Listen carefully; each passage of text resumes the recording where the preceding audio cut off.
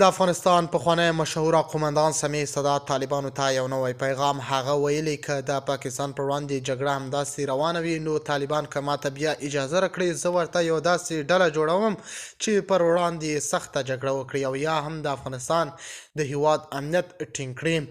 جنرال سمیع سادات د طالبانو څخه غوښتنه کړې او ویلي دي چې ماته اجازه راکړئ زه د پخواني سرتیري ټول راغواړم او د پاکستان پر خلاف به جګړې ته آماده وي. د تان ټي وي چینل درنو لیدونکو سلام، ستړي مه شئ، وخت مو بخیر. په سر کې یادونه کوم که تان ټي وي چینل مو نه وي سبسکرایب کړئ، په درنښت سره تان ټي وي چینل سبسکرایب کړئ.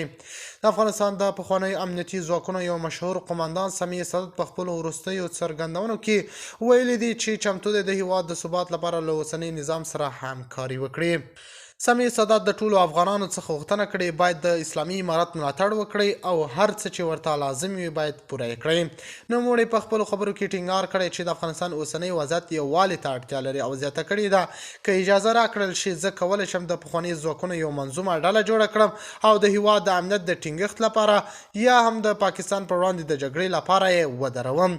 سمیع سادات ویلي چې د افغانستان امنیت یوازې د یوې لوري مسؤلیت نه دی بلکې دا د ټولو افغانانو ګډ مکلفیت دی. هغه زیاته کړې چې پخواني سرتیري لا هم تجربه، وړتیا او د هیواد سره مینه لري او کولی شي په دغه جګړه کې مهم رولونه ولوبوي. سیاسي شنونکي باور لري چې که دا ډول وړاندیزونه په عملي ومنل شي نو کېدای شي د بېلابېلو قشرونو ترمنځ واټن کم شي او د باور فضا رامنځته شي. دوی وایي چې د پخواني ځواکونو شاملول کولی شي د امنیتي جوړښتونو پیاوړتیا کې مرسته وکړي.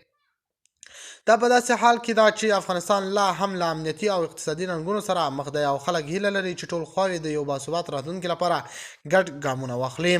دغه خبره پاکستان ته هم یو اندېښنه څرګنده کړې چې څنګه ټول افغانان پر یو موټی شول او زمونږ کار خراب نه کړي. د تان ټي وي چینل درنو لیدونکو تر بیا ښې چارې.